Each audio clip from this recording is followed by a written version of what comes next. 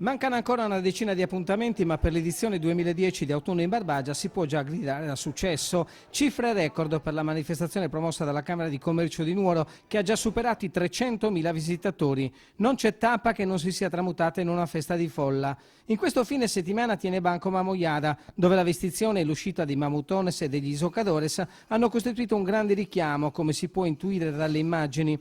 Enogastronomia, escursioni, artigianato, mostre e altro, ricetta che continua a rivelarsi vincente ma suscettibile anche di variazioni. A Mamoiada, per esempio, sono spuntati kebab e couscous con un confronto enogastronomico di culture, ma nel paese barbaricino anche un invito ecologico ambientale, solo piatti, forchette, bicchieri e coltelli biodegradabili. La soddisfazione del sindaco.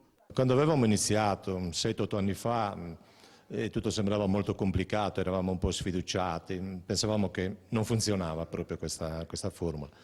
Oggi invece siamo di fronte a un paese che è entusiasmato da questo avvenimento. Abbiamo in 2 giorni decine di migliaia di visitatori.